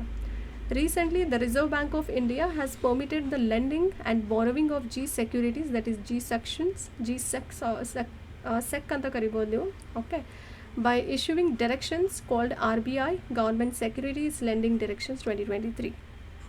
Reserve Bank of India permission ಕೊಡಲಾಗಿದೆ lending and borrowing of G securities, okay. RBI ನಿರ್ದೇಶನ ನೀಡೋದರ ಮೂಲಕ G ಸೆಕ್ಯೂರಿಟೀಸ್ಗಳ ಒಂದು ಸಾಲ ಕೊಡಲಿಕ್ಕೆ ಅನುಮತಿಯನ್ನು ನೀಡಲಾಗಿದೆ, ಓಕೆ. ಸಿ ಬೆನಿಫಿಟ್ಸ್ ಬಗ್ಗೆ ನೋಡೋದಾದರೆ ಪ್ರಯೋಜನಗಳೇನು of this G sec. First, low risk investments since they are backed by government. ಕಡಿಮೆ ಅಪಾಯದ ಹೂಡಿಕೆಗಳಾಗಿರುತ್ತವೆ. Second, stable source of income as they offer fixed interest rates. ಸ್ಥಿರವಾದ ಬಡ್ಡಿ ದರಗಳು ನೀಡುವುದರಿಂದ ಆದಾಯದ ಒಂದು ಸ್ಥಿರ ಮೂಲವಾಗಿ ಕೆಲಸ ಮಾಡುವಂಥದ್ದು. Third one is securities such as state development loans ಆಗಿರಬಹುದು, ಮತ್ತು special securities that is oil bond, Uday bonds etcetera ಎಲ್ಲ ಬರುತ್ತೆ. In order to provide attractive yields, okay. ರಾಜ್ಯ ಅಭಿವೃದ್ಧಿ ಸಾಲಗಳಂತಹ ಕೆಲವೊಂದು ಭದ್ರತೆಗಳು ಇರುವಂಥದ್ದು, ಓಕೆ. ಬಾಂಡ್ಗಳಾಗಿರ್ಬೋದು, ಒಂದು ಆಕರ್ಷಕ ಇಳುವರಿಯನ್ನು ಕೊಡುವುದರಿಂದ ಅದು ಒಂದು ಪ್ರಯೋಜನ ಅಂತಲೇ ಹೇಳಬಹುದು. Integrating G sec in a diversified investment portfolio can help reduce overall risk. See diversified investment portfolio ಆಗಿ ಇಂಟಿಗ್ರೇಟ್ ಮಾಡುವಂಥದ್ದು. ಇಂಟಿಗ್ರೇಟ್ ಅಂದರೆ ಏಕೀಕರಣ ಮಾಡುವಂಥದ್ದು. Okay, and it also helps to reduce overall risk. ಅಪಾಯವನ್ನು ಕಡಿಮೆ ಮಾಡಲಿಕ್ಕೆ ಸಹಾಯ ಮಾಡುತ್ತೆ. Easily tradable in the market, ಮಾರುಕಟ್ಟೆಯಲ್ಲಿ ಸುಲಭವಾಗಿ ವ್ಯಾಪಾರ ಮಾಡಲಿಕ್ಕೆ ಸಹಾಯ ಮಾಡುತ್ತೆ. Which means that investors can buy and sell them quickly. ಅಂದರೆ ವೈವಿಧ್ಯಮಯ ಹೂಡಿಕೆ ಬಂಡವಾಳಗಳು ಒಟ್ಟಾರೆ ಅಪಾಯವನ್ನು ಕಡಿಮೆ ಮಾಡುತ್ತೆ. ಅದರ ಜೊತೆಯಲ್ಲಿ ಹೂಡಿಕೆದಾರರು ಅವುಗಳನ್ನು ತ್ವರಿತವಾಗಿ ಖರೀದಿಸಲೂಬಹುದು ಮತ್ತು ಮಾರಾಟ ಕೂಡ ಮಾಡಬಹುದು. Buy and sell used as a collateral to borrow funds in the repo market. Repo ಮಾರುಕಟ್ಟೆಯಲ್ಲಿ ಹಣವನ್ನು ಎರವಲಿಕ್ಕೆ, ಓಕೆ, ಎರವಲು ಅಥವಾ ಪಡೆಯಲು ಮೇಲಾಧಾರವಾಗಿ ಬಳಸಲಾಗುತ್ತೆ as a repo market. Okay, in the repo market. Next one, very important. Today's articles were equally very important for your prelims as well as for mains. So as of now, you focus only on prelims exam. Petroleum exploration and production. Okay, this is again an important one. Petroleum ಪರಿಶೋಧನೆ ಆಗಿರಬಹುದು ಮತ್ತು ಅದರ ಉತ್ಪಾದನೆ ಬಗ್ಗೆ ಹೇಳ್ತಿದ್ದಾರೆ. Why it was in the news. Oil and Natural Gas Corporation, ONGC, we had read about all these, has started first crude oil production from its cluster to deep sea project. ಯಾವ ಪ್ರಾಜೆಕ್ಟಲ್ಲಿ? Cluster two deep sea ಪ್ರಾಜೆಕ್ಟಲ್ಲಿ first crude oil production ಆಗಿ ONGCನ ಶುರು ಮಾಡಲಾಗಿದೆ in the Krishna Godavari basin. Okay, Krishna ಗೋದಾವರಿಯಲ್ಲಿ ಈ cluster to ಆಳ ಸಮುದ್ರ ಯೋಜನೆಯಿಂದ ಮೊದಲ ಕಚ್ಚಾ ತೈಲ ಉತ್ಪಾದನೆಯನ್ನು ಪ್ರಾರಂಭ ಮಾಡಲಾಗಿದೆ. Crude oil in the bay of Bengal, very important. ಎಲ್ಲಿ? ಜಲಾಶಯ ಅಂತ ಕರಿತೀವಲ್ಲ, ಬೇ ಆಫ್ ಬೆಂಗಾಲ್, ಜಲಾನಯನ, ಕನ್ನಡದಲ್ಲಿ ಆಯಾ ಹೆಸರುಗಳಿದೆ, ನಾನಾ ಹೆಸರುಗಳು, ರೈಟ್. ಇಂಡಿಯನ್ ಸೆಡಿಮೆಂಟ್ರಿ ಬೇಸಿನ್ಸ್ ಬಗ್ಗೆ ಓದಿದ್ದೀರಾ ತಾನೆ? ಕ್ಲಾಸ್ಗಳಲ್ಲೆಲ್ಲ ಕವರ್ ಆಗಿದೆ ಆಲ್ರೆಡಿ. ಲೊಕೇಶನ್ಸ್ ತುಂಬ ಇಂಪಾರ್ಟೆಂಟ್ ಆಗುತ್ತೆ. ಎಲ್ಲೆಲ್ಲಿದೆ ಸೆಡಿಮೆಂಟ್ರಿ ಬೇಸಿನ್ಸ್ ಅದು ಕೂಡ ಇಂಪಾರ್ಟೆಂಟ್. ರಾಜಸ್ಥಾನ್ ಇಂಡಿಯಾಲಿ ನೋಡೋದಾದರೆ Bombay, out of India again. And Bombay where it is located, tell me. Mumbai offshore ಆಗಿರ್ಬೋದು, ಕೃಷ್ಣ ಗೋದಾವರಿ, ಕಾವೇರಿ ಆಗಿರ್ಬೋದು. Okay, Nepal, out of India. Bangladesh, Assam shelf, Assam Arakan fold belt. So here we are. So all these locations are important for Indian sedimentary basins. Try to find all these locations in your class. Data bank ಬಗ್ಗೆ ನೋಡೋದಾದರೆ third largest energy and oil consumer in the world. ಇಡೀ ಜಗತ್ತಲ್ಲೇ third largest energy ಮತ್ತು oil consumer ಆಗಿ ಕಾಣ್ತೇವೆ. ಅತಿ ದೊಡ್ಡ ಶಕ್ತಿ ಮತ್ತು ತೈಲ ಗ್ರಾಹಕ ಇಡೀ ಜಗತ್ತಲ್ಲಿ. ವಿಶ್ವದ 3ನೇ ಅತಿ ದೊಡ್ಡ ಶಕ್ತಿ ಮತ್ತು ತೈಲ ಗ್ರಾಹಕವಾಗಿ ಇಂಡಿಯಾ ಕೆಲಸ ಮಾಡ್ತಿದೆ. ಅದೇ ಥರ 33% share of oil and gas in India's primary energy. ಭಾರತದ ತೈಲ ಮತ್ತು ಅನಿಲದಲ್ಲಿ 33% ಪಾಲು ಪ್ರಾಥಮಿಕ ಶಕ್ತಿಯಾಗಿ, ಪ್ರೈಮರಿ ಎನರ್ಜಿಯಾಗಿ ಕೆಲಸ ಮಾಡುವಂಥದ್ದು. 85.7% was the import dependency of oil, while for natural gas it was 48.2%. 85.7% ತೈಲದ ಆಮದು ಅವಲಂಬನೆಯಾಗಿದ್ದು ಇಂಪೋರ್ಟ್ ಡಿಪೆಂಡೆನ್ಸಿ ಆಗಿರುತ್ತೆ. ಅದೇ ಥರ ನೈಸರ್ಗಿಕ ಅನಿಲಕ್ಕೆ ಇದು 48.2% ಆಗಿರುತ್ತೆ.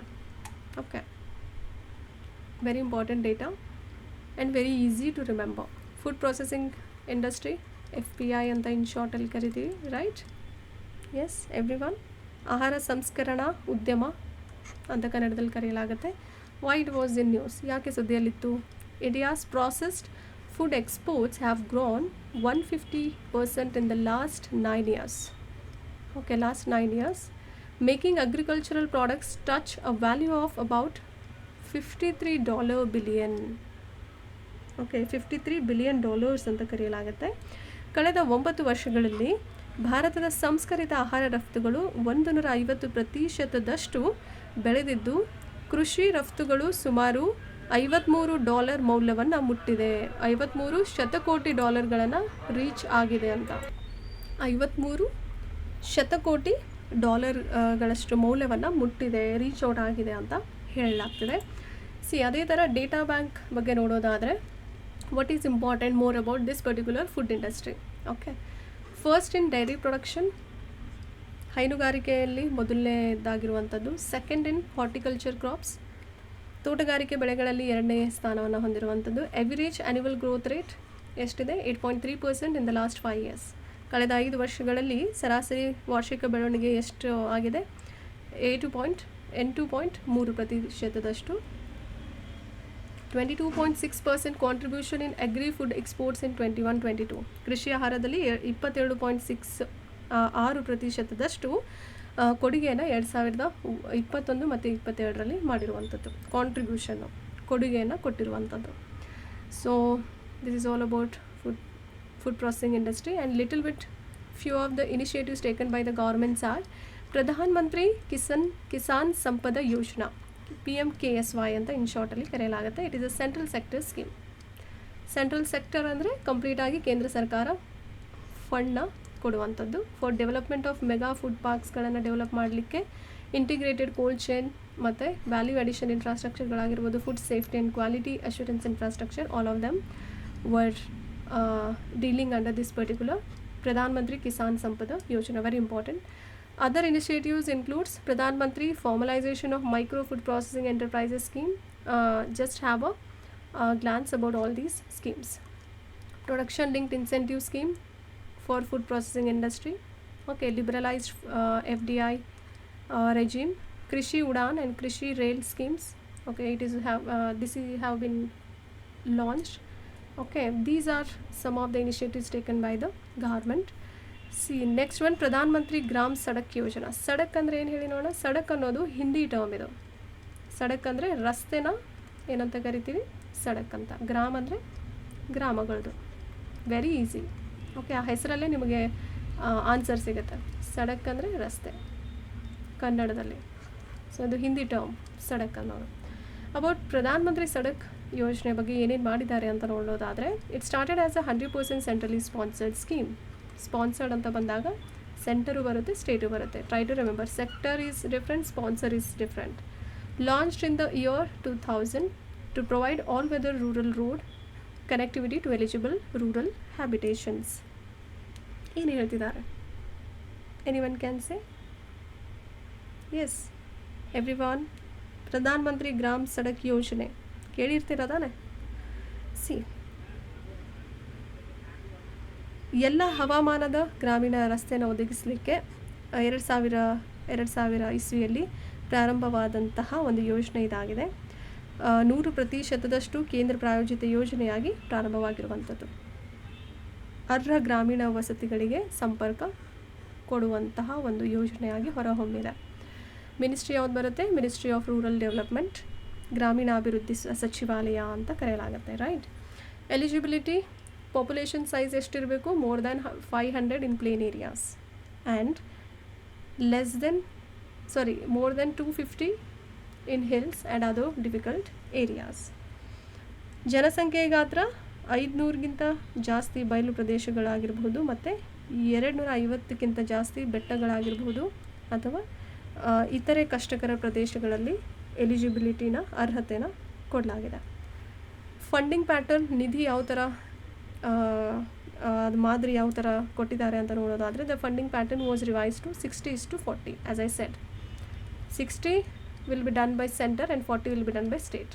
ಕೇಂದ್ರ ಸರ್ಕಾರ 60% ಫಂಡ್ ಕೊಡುತ್ತೆ, 40% ರಾಜ್ಯ ಸರ್ಕಾರ ಕೊಡಬೇಕು. This is the ratio they will follow under this centrally sponsored scheme. Between centre and state in the year 2015-16 ಆಗಿರುವಂಥದ್ದು. And 90:10 ratio for north eastern states and Himalayan states. Himalaya ರಾಜ್ಯಗಳಾಗಿರ್ಬೋದು, ಹಿಮಾಲಯನ್ ರಾಜ್ಯಗಳು ಮತ್ತು ಈಶಾನ್ಯ ರಾಜ್ಯಗಳು, ನಾರ್ತ್ ಈಸ್ಟರ್ನ್ ಸ್ಟೇಟ್ಸ್, ಅಸ್ಸಾಂ ಆಗಿರ್ಬೋದು, Manipur, Meghalaya, Sikkim, Nagaland. Okay, all these are north eastern states. So there we have there and as well as Himachal Pradesh, Uttarakhand. So all these Himalayan states the ratio will be different. 90:90 centre ಆದರೆ 10 state. So ಈ ಥರ difference ಇರುತ್ತೆ. Normal States ನಮ್ಮ Karnataka, Maharashtra, Madhya Pradesh ಇವುಗಳಿಗೆಲ್ಲ 90:10.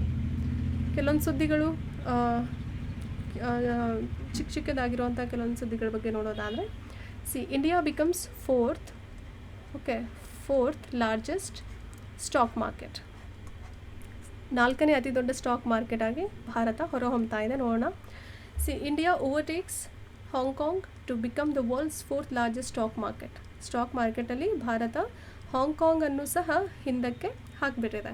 So it is coming in the coming in a good position. Okay, according to the data compiled by the Bloomberg ಸಂಗ್ರಹಿಸಿರುವಂಥ ಮಾಹಿತಿಯ ಪ್ರಕಾರ ವಿಶ್ವದ ಒಂದು 4ನೇ ಅತಿ ದೊಡ್ಡ ಷೇರು ಮಾರುಕಟ್ಟೆಯಾಗಿ ಇಂಡಿಯಾ ಭಾರತವು ಹೊರಹೊಮ್ಮಿದೆ.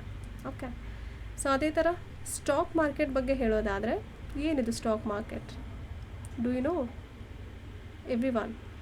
where investors, both individual and institutional, trade a wide range of securities such as stocks, bonds, exchange traded funds, derivatives, etc. So stock market ಅಂದರೆ ಹೂಡಿಕೆದಾರರು ಇರ್ತಾರೆ, ಇನ್ವೆಸ್ಟರ್ಸು. ಓಕೆ, ವೈಯಕ್ತಿಕವಾಗಿ ಮತ್ತು ಇನ್ಸ್ಟಿಟ್ಯೂಷನಲ್, ಸಾಂಸ್ಥಿಕ ಎರಡೂ ರೀತಿಯಿಂದ ಷೇರುಗಳನ್ನು ತಗೊಳ್ಳುವಂಥದ್ದು. ಅದೇ ಥರ ಬಾಂಡ್ಗಳು, ಎಕ್ಸ್ಚೇಂಜ್ ಟ್ರೇಡೆಡ್ ಫಂಡ್ಗಳಾಗಿರ್ಬೋದು. ಓಕೆ, ಸೊ ಅದರ ನಂತರ ವ್ಯಾಪಕ ಶ್ರೇಣಿಯ ಸೆಕ್ಯುರಿಟಿಗಳನ್ನು, ಉತ್ಪನ್ನಗಳನ್ನು ಇತ್ಯಾದಿಗಳನ್ನು ವ್ಯಾಪಾರ ಮಾಡುವಂಥದ್ದು. So it's all about stock market. ಏನೇನು ಹೊಂದಿರುತ್ತೆ ಸ್ಟಾಕ್ ಮಾರ್ಕೆಟಲ್ಲಿ ಅಂತ ಹೇಳಿದ್ದಾರೆ. Okay, 2 types of stock market, 2 types ಇದೆ. ಒಂದು ಪ್ರೈಮರಿ ಮಾರ್ಕೆಟ್ ಆದರೆ ಇನ್ನೊಂದು ಸೆಕೆಂಡ್ರಿ ಮಾರ್ಕೆಟ್, ಪ್ರಾಥಮಿಕ ಮಾರುಕಟ್ಟೆ. ಸೆಕೆಂಡ್ ಒನ್ ಈಸ್ ಸೆಕೆಂಡ್ರಿ ಮಾರುಕಟ್ಟೆ. ಏನಂತೀರಿ secondary? Give your answers in the comment section below in Kannada. Primary market ಅಂತ ಬಂದಾಗ ನ್ಯೂ ಶೇರ್ಸ್ಗಳು ಬರುತ್ತೆ, ಬಾಂಡ್ಸ್ ಇತ್ಯಾದಿಗಳು etcetera are offered for the first time. ಮೊಟ್ಟ ಮೊದಲ ಬಾರಿಗೆ ಇದು ಹೊಸ ಶೇರ್ಗಳು, ಬಾಂಡ್ಗಳನ್ನು ನೀಡುವಂಥದ್ದು. ಅದೇ ಥರ ಸೆಕೆಂಡ್ರಿ ಮಾರ್ಕೆಟ್ ಅಂತ ಬಂದಾಗ existing securities, that is equities ಆಗಿರ್ಬೋದು, ಬಾಂಡ್ಸ್ ಆಗಿರ್ಬೋದು ಎಕ್ಸೆಟ್ರಾ. ಈಕ್ವಾಲಿಟಿ ಮತ್ತು ಈಕ್ವಿಟಿಗೆ ತುಂಬ ವ್ಯತ್ಯಾಸ ಇದೆ, ರೈಟ್? ಈಕ್ವಾಲಿಟಿ ಅಂದರೆ ಆ್ಯಸ್ ಯು ಆಲ್ರೆಡಿ ನೋವ್ ಇಟ್, ಈಕ್ವಿಟಿ ಅಂತ ಬಂದಾಗ, ಆಮೇಲೆ ಈಕ್ವಾಲಿಟಿ ಅಂತ ಬಂದಾಗ, ಈಕ್ವಾಲಿಟಿ ಅಂದರೆ ಎಲ್ರಿಗೂ ಸಮನಾಗಿ ₹1 ಕೊಡುವಂಥದ್ದು, ದಟ್ ಈಸ್ ಈಕ್ವಾಲಿಟಿ, ಸಮಾನತೆ. ಈಕ್ವಿಟಿ ಅಂದರೆ ಆಯಾ ಒಂದು ಸಿಚುವೇಶನ್ನ ನೋಡಿ, ಫಾರ್ ಎಕ್ಸಾಂಪಲ್ ಒಂದು 3 ಪರ್ಸನ್ಸ್ ಇದ್ದಾರೆ ಅಥವಾ 2 ಇದ್ದಾರೆ ಅಂತ ನೋಡಿದಾಗ, ಕೆಲವೊಬ್ಬರಿಗೆ ಕೆಲವೊಂದು ಸೆಕ್ಯುರಿಟೀಸ್ಗಳಾಗಿರ್ಬೋದು, ಬಾಂಡ್ಸ್ ಟ್ರೇಡ್ ಅಂತ ಬಂದಾಗ ಸ್ಟಾಕ್ ಎಕ್ಸ್ಚೇಂಜಸ್ಗಳಲ್ಲಿ ಹೇಗಿರುತ್ತೆ? one person needs only 10% of what they want, 1 person needs 5%, 1 person needs 2%. Okay, so based on that they have to give equity. ಅವ್ರದ್ದು ಕೊರತೆಗಳನ್ನು, ಅಭಾವಗಳನ್ನು ಕಡಿಮೆ ಮಾಡುವುದರ ಮೂಲಕ ಅಲ್ಲಿ ಸಮಾನತೆಯನ್ನು ಎತ್ತಿಡುವಂಥದ್ದು. ಈಕ್ವಾಲಿಟಿ ಅಂದರೆ ಎಲ್ರಿಗೂ ಈಕ್ವಲ್ ಆಗಿ ಕೊಟ್ಬಿಟ್ಟು ಬಂದ್ಬಿಡೋದು, 3 ಒಂದೊಂದು ಬನಾನ ಕೊಡುವಂಥದ್ದು. ಆದರೆ ಹಸಿವು ಫಸ್ಟ್ ಪರ್ಸನ್ಗೆ ತುಂಬ ಜಾಸ್ತಿ ಆಗಿರುತ್ತೆ, ಸೆಕೆಂಡ್ ಪರ್ಸನ್ಗೆ ಕಡಿಮೆ ಇರುತ್ತೆ, ಥರ್ಡ್ ಪರ್ಸನ್ಗೆ ಹಸಿವೇ ಆಗಿರಲ್ಲ. ಓಕೆ, ಸೊ ಇಲ್ಲಿ ಈಕ್ವಿಟಿ ಅಂತ ಬಂದಾಗ ಹಸಿವಿಲ್ಲದೆ ಇರೋರಿಗೆ ಬನಾನ ಕೊಡದೇ ಇರೋದು, ಈ ಅಲ್ಪ ಸ್ವಲ್ಪ ಹಸಿವು ಇರೋರಿಗೆ 1 ಬನಾನ ಕೊಡುವಂಥದ್ದು, ಈ ಪೂರ್ತಿ ಹಸಿವು ಇರೋರಿಗೆ ಇನ್ನು ಉಳಿದ 2 ಬನಾನಗಳನ್ನು ಕೊಟ್ಟು ಇಲ್ಲಿ ಈಕ್ವಿಟಿನ ಎಸ್ಟಾಬ್ಲಿಷ್ ಮಾಡುವಂಥದ್ದು. So equity is more probable good term than equality. So you should always go for equity. Equity is always a good term when we do compare it with equality. Try to remember this term. Okay, existing securities, equities ಆಗಿರ್ಬೋದು, bonds etc. are traded. Example, stock exchanges like Bombay Stock Exchange. Okay, ಇಲ್ಲಿ ಅಸ್ತಿತ್ವದಲ್ಲಿರುವಂತಹ ಭದ್ರತೆಗಳು, ಅದು ಈಕ್ವಿಟಿಗಳು, ಬಾಂಡ್ಗಳು ಇತ್ಯಾದಿ ವ್ಯಾಪಾರವನ್ನು ಮಾಡಲಾಗುತ್ತೆ. ಉದಾಹರಣೆಗಾಗಿ Bombay stock exchange ಈ ಥರ ಎಲ್ಲ ಬರುತ್ತೆ. Okay, regulation of stock markets in India. ಏನೇನು ರೆಗ್ಯುಲೇಷನ್ಸ್ಗಳಿದೆ ಭಾರತದಲ್ಲಿನ ಷೇರು ಮಾರುಕಟ್ಟೆಗಳ ನಿಯಂತ್ರಣಗಳು ಯಾವ ಥರ ಇದೆ? Securities and exchange board of India, SEBI ಬಗ್ಗೆ ಹೇಳ್ತಾರೆ. Regulates different market intermediaries like stock brokers, stock exchanges etcetera. Okay, stock ಬ್ರೋಕರ್ಗಳು ಅಥವಾ ಸ್ಟಾಕ್ ಎಕ್ಸ್ಚೇಂಜ್ಗಳು ಮುಂತಾದ ವಿವಿಧ ಮಾರುಕಟ್ಟೆ ಮಧ್ಯವರ್ತಿಗಳನ್ನು ನಿಯಂತ್ರಿಸುವಂಥ ಕೆಲಸ ಈ ಸೆಬಿ ಮಾಡುತ್ತೆ. Reserve bank of India, SEBI is a statutory body under SEBI act 1992. Okay, SEBI ಕಾಯ್ದೆ 1992 ಅಡಿಯಲ್ಲಿ ಒಂದು ಶಾಸನಬದ್ಧ ಸಂಸ್ಥೆಯಾಗಿ ಕೆಲಸ ಮಾಡುತ್ತೆ, statutory body. Try to remember this point.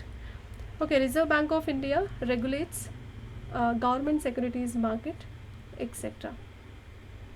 Reserve bank of India RBI ಸರ್ಕಾರಿ ಭದ್ರತೆಗಳ ಮಾರುಕಟ್ಟೆಯನ್ನು ಅಥವಾ ಇತರೆ ನಿಯಂತ್ರಣವನ್ನು ಮಾಡುತ್ತೆ, ನಿಯಂತ್ರಿಸುತ್ತೆ ಅಂತ ಹೇಳಲಾಗ್ತದೆ. Next one, direct listing of public Indian companies. Okay, ಏನಿದು? ಸಾರ್ವಜನಿಕ ಒಂದು ನೇರ ಪಟ್ಟಿ, ಭಾರತೀಯ ಕಂಪನಿಗಳದ್ದು ಒಂದು ನೇರ ಪಟ್ಟಿ ಬಗ್ಗೆ ಹೇಳ್ತಾ ಇದ್ದಾರೆ, direct listing. So let's C. Center allowed direct listing of public Indian companies on international exchanges of GIFT International Financial Services Center. Okay, gift IFSC, international financial services centre.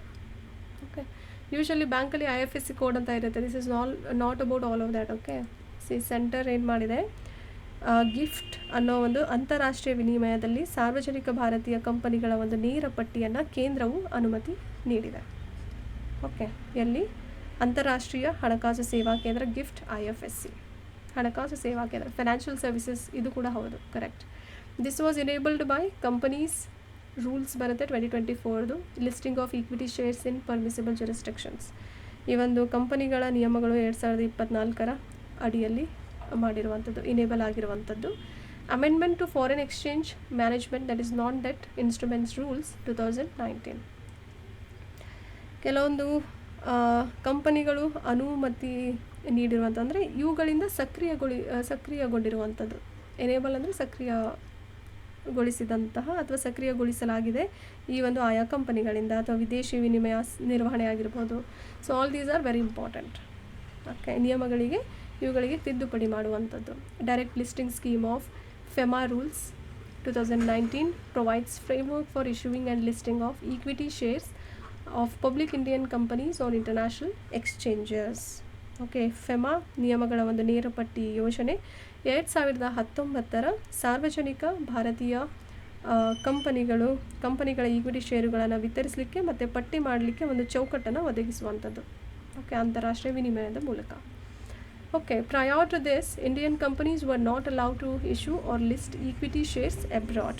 ಏನು ಹೇಳ್ತಿದ್ದಾರೆ, ಈ ಮೊದಲು ಭಾರತೀಯ ಕಂಪನಿಗಳು ವಿದೇಶದಲ್ಲಿ ಈಕ್ವಿಟಿ ಷೇರುಗಳನ್ನು ವಿತರಿಸಲಿಕ್ಕೆ ಅಥವಾ ಪಟ್ಟಿ ಮಾಡಲಿಕ್ಕೆ ಅವಕಾಶ ಇರಲಿಲ್ಲ. Okay, not allowed. Expected benefits ಏನೇನು, ನಿರೀಕ್ಷಿತ ಪ್ರಯೋಜನಗಳೇನೇನು? Give Indian companies access to cheaper foreign capital, boost foreign investment etcetera. ಭಾರತೀಯ ಕಂಪನಿಗಳಿಗೆ ಕೆಲವೊಂದು ಎಕ್ಸೆಸಿಬಿಲಿಟಿಯನ್ನು ಕೊಡುವಂಥದ್ದು, ವಿದೇಶಿ ಹೂಡಿಕೆಯನ್ನು ಹೆಚ್ಚಿಸುವಂಥದ್ದು, ಬಂಡವಾಳದ ಪ್ರವೇಶವನ್ನು ನೀಡುವಂಥದ್ದು. So all these are in a cheaper level. So these are very important. So next one,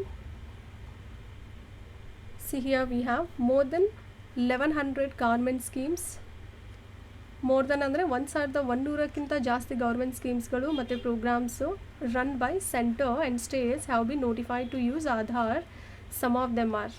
okay, ಇಲ್ಲಿ ಏನು ಹೇಳ್ತಿದ್ದಾರೆ, ಕೇಂದ್ರ ಮತ್ತು ರಾಜ್ಯಗಳು ನಡೆಸುವಂತಹ 1100ಕ್ಕೂ ಹೆಚ್ಚು ಸರ್ಕಾರಿ ಯೋಜನೆಗಳು ಮತ್ತು ಕಾರ್ಯಕ್ರಮಗಳಿಗೆ ಆಧಾರ್ ಬಳಸಲಿಕ್ಕೆ ಸೂಚನೆ ನೀಡಲಾಗಿದೆ. ಅವುಗಳಲ್ಲಿ ಯಾವುದ್ಯಾವುದಾದ್ರು ಸ್ಕೀಮ್ಸ್ಗಳು ಅಂತ ನೋಡೋದಾದರೆ, ಪ್ರಧಾನ ಮಂತ್ರಿ ಉಜ್ವಲ ಯೋಜನಾ, ಅಗೇನ್ ಪ್ರಧಾನ ಮಂತ್ರಿ ಆವಾಸ್ ಯೋಜನಾ. ಆವಾಸ್ ಅಂದರೆ ಮನೆಗಳನ್ನು, ಹೌಸಿಂಗ್ಗಳನ್ನು ಕೊಡುವಂಥದ್ದು, ಲಾಸ್ಟ್ ಕ್ಲಾಸಲ್ಲಿ ಹೇಳಿರುವಂಥದ್ದು, right?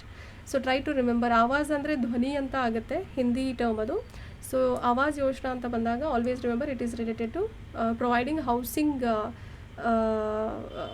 Housing for all those rural and urban people. Okay, right? So ಅಂದರೆ ಕೆಲವೊಂದು ಕಂಡೀಷನ್ಸ್ ಇದೆ, right? So what are those conditions we had studied in the last class. Pradhan Mantri Fasal Bima Yojana. ಫಸಲ್ ಅಂದರೆ ಪ್ರೊಡಕ್ಷನ್ಸ್, ಕೃಷಿಯಿಂದ ಬಂದಿರುವಂತಹ ಪ್ರೊಡಕ್ಷನ್, ಫಸಲ್ ಬಿಮಾ ಯೋಜನಾ ಅಂತ ಅದನ್ನು ಕರಿತೀವಿ. ಅದಕ್ಕೆ ಒಂದು ಒಳ್ಳೆ ಪ್ರೈಸ್ನ MSP ಮಿನಿಮಮ್ ಸಪೋರ್ಟ್ ಪ್ರೈಸ್ ಆಗಿರ್ಬೋದು. ಸೊ ಫಸಲ್ ಬಿಮಾ ಯೋಜನಾ ಅಂದರೆ ಫಸಲ್ ಏನೇನು ಅವ್ರು ಬೆಳೀತಾರಲ್ಲ, ಸೊ ಅದಕ್ಕೆ ರಿಲೇಟೆಡ್ ಇರುವಂಥದ್ದು, ಕೃಷಿಗೆ ರಿಲೇಟೆಡ್ ಅಂತ ತಿಳ್ಕೊಬೇಕು. Atal pension Yojana, it is related to retirement pension.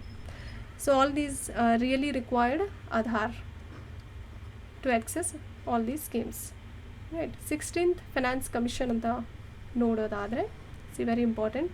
It was constituted with the approval of the President of India in pursuance of Article 280 Clause 1 of the Constitution. 780 class 1ನೇ ವಿಧಿಯ ಅನುಸಾರವಾಗಿ ಭಾರತದ ರಾಷ್ಟ್ರಪತಿಗಳ ಅನುಮೋದನೆಯೊಂದಿಗೆ ಸಂವಿಧಾನದಲ್ಲಿ ಇದನ್ನು ರಚನೆ ಮಾಡಲಾಗಿದೆ.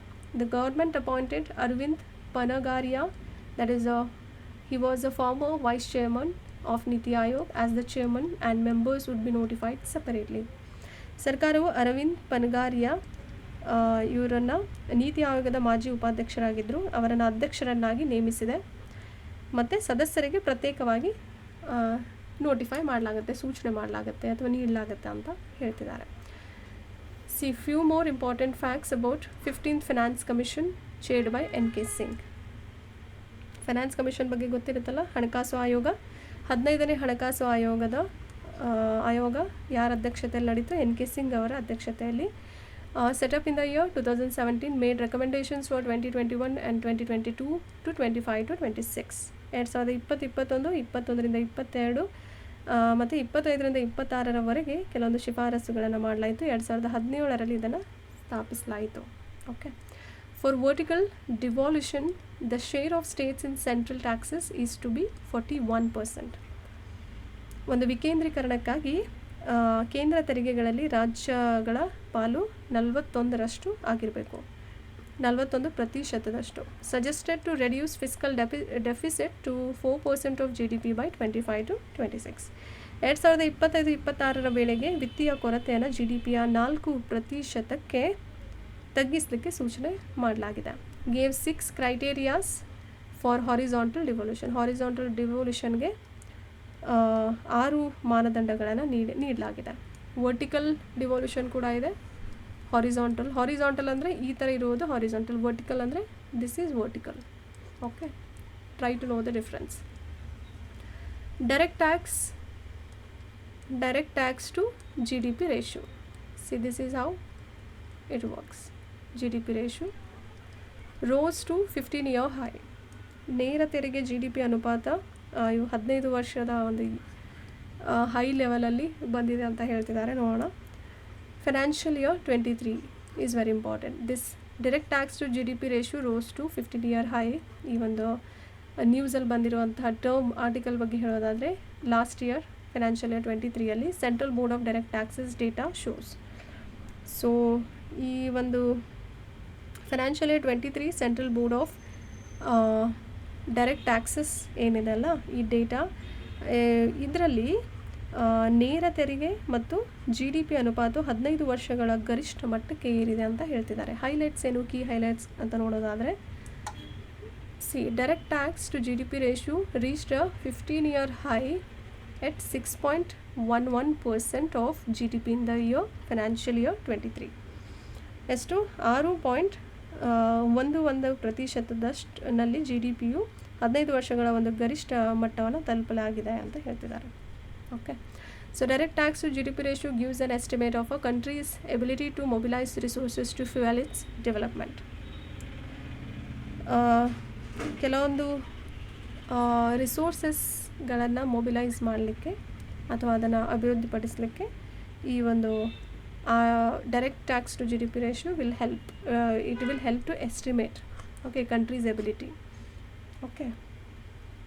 ಇಂಧನವನ್ನು ಸಂಗ್ರಹಿಸುವ ಸಾಮರ್ಥ್ಯದ ಒಂದು ಅಂದಾಜು, ಅದರ ಅಭಿವೃದ್ಧಿಗೆ ತನ್ನ ಒಂದು ಅನುಪಾತವನ್ನು ದೇಶದ ಅಭಿವೃದ್ಧಿಗೆ ಸಹಾಯ ಮಾಡುವಂಥದ್ದು. ಟ್ಯಾಕ್ಸ್ ಬಿಯಾನ್ಸಿ ಆಲ್ರೆಡಿ ಹೇಳಿದ್ದೀನಿ ಏನಂತ. Tax buoyancy, yes, try to give your answers. Very easy. 1% GDP ಒಂದು ವರ್ಷದಲ್ಲಿ ಇನ್ಕ್ರೀಸ್ ಆದಾಗ ಅಲ್ಲಿ ರೆವೆನ್ಯೂಸ್ ಕೂಡ 1%ಗಿಂತ ಜಾಸ್ತಿ ಇನ್ಕ್ರೀಸ್ ಆಗಬೇಕು. Right? Have I said about this everyone? More than 1%. Yes, this is about we call that as a beyond tax or tax buoyancy. Please always remember the terms, then only you can understand the current events. Right?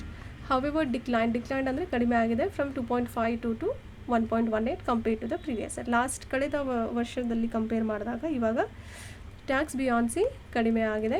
2.52 ಇಂದ 1.18ಗೆ ಬಂದಿದೆ. Okay. Tax buoyancy indicates the measure of efficiency or responsiveness in tax collection in response to the growth in GDP. ಇಲ್ಲಿ ತೆರಿಗೆ ಸಂಗ್ರಹಣೆಯಲ್ಲಿ ದಕ್ಷತೆ ಅಥವಾ ಸ್ಪಂದಿಸುವಿಕೆಯನ್ನು GDPಯ ಬೆಳವಣಿಗೆಗೆ ಮಾಡುವಂಥದ್ದು. Okay, in response to the growth in the GDP. So try to remember, again important. So ನಾವು we have reverse flip. ಹೆಸರಲ್ಲೇ answers ಇರುತ್ತೆ ತುಂಬ ಸಾರಿ. Try to remember. Reverse flipping ಅಂದರೆ ಏನು? It is a term use to describe the trend of overseas startups shifting their domicile to India and listing on Indian stock exchanges. ಏನು ಹೇಳ್ತಿದ್ದಾರೆ? See, overseas startups shifting their domicile. ತಮ್ಮ ಒಂದು ಸಾಗರೋತ್ತರ ಸ್ಟಾರ್ಟಪ್ಗಳು ತಮ್ಮ ನಿವಾಸವನ್ನು ಭಾರತಕ್ಕೆ ಬದಲಾಯಿಸುವುದರ ಮೂಲಕ ಮತ್ತು ಭಾರತೀಯ ಷೇರು ವಿನಿಮಯ ಕೇಂದ್ರಗಳಲ್ಲಿ ಪಟ್ಟಿ ಮಾಡುವಂಥ ಪ್ರವೃತ್ತಿನ ರಿವರ್ಸ್ ಫ್ಲಿಪ್ಪಿಂಗ್ ಅಂತ ಕರೆಯಲಾಗುತ್ತೆ. ರೀಸನ್ಸ್, ಕಾರಣಗಳೇನು ರಿವರ್ಸ್ ಫ್ಲಿಪ್ಪಿಂಗ್ ಆಗೋಕ್ಕೆ? C first one, capitalise on India's large and growing economy. ಭಾರತದ ದೊಡ್ಡ ಮತ್ತು ಬೆಳೆಯುತ್ತಿರೋ ಆರ್ಥಿಕತೆಯ ಮೇಲೆ ಬಂಡವಾಳ ಹೂಡುವಂಥದ್ದು.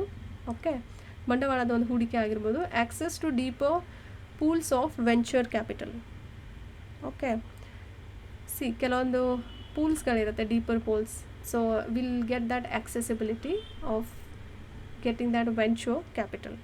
ಓಕೆ, ಸೊ ಈಗ ಬಂಡವಾಳದ ಒಂದು ಆಳ ಅಂತ ಬರುತ್ತೆ, ಡೀಪರ್ ಪೂಲ್ಸ್ಗಳಿಗೆ ಅಥವಾ ಅಂಥ ಪೂಲ್ಗಳಿಗೆ ಪ್ರವೇಶವನ್ನು ನೀಡೋದರ ಮೂಲಕ.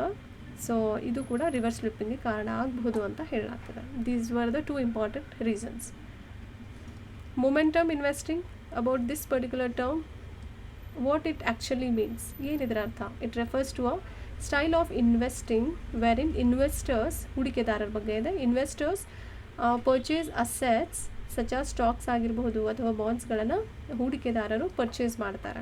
Okay, stocks, bonds that are consistently rising in price. ಪ್ರೈಸಲ್ಲಿ ಜಾಸ್ತಿ, ರೈಸ್ ಅಂದರೆ ಜಾಸ್ತಿ ಆಗುವಂಥದ್ದು. While selling assets whose prices are falling. ಅದನ್ನು ಮಾರಾಟ ಮಾಡೋ ಟೈಮಲ್ಲಿ ಅವರು ಅದನ್ನು ಪರ್ಚೇಸ್ ಮಾಡೋ ಸಮಯದಲ್ಲಿ ಸ್ವತ್ತುಗಳನ್ನು ಮಾರಾಟ ಮಾಡ್ತಾರಲ್ಲ, ಸೊ ಆವಾಗ ಪ್ರೈಸಸ್ಸು ಕಡಿಮೆ ಆಗುತ್ತೆ.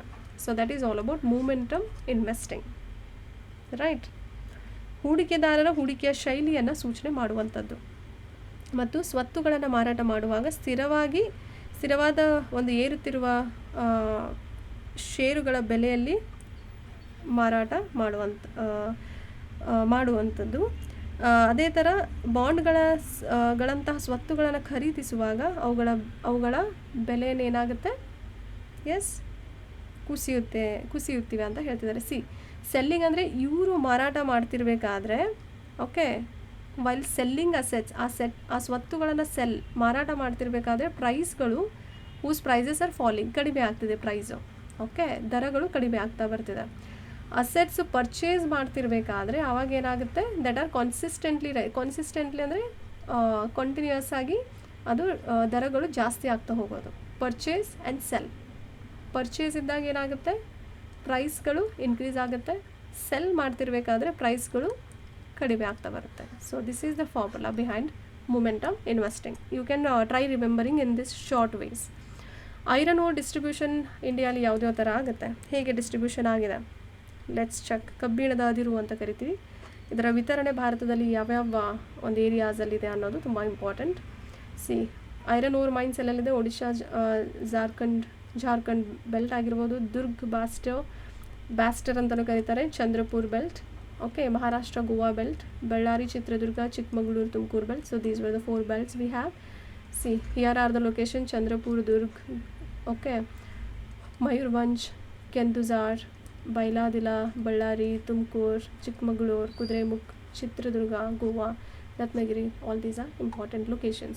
Try to find in your atlas as well. Very important. Most of them are very important in today's class.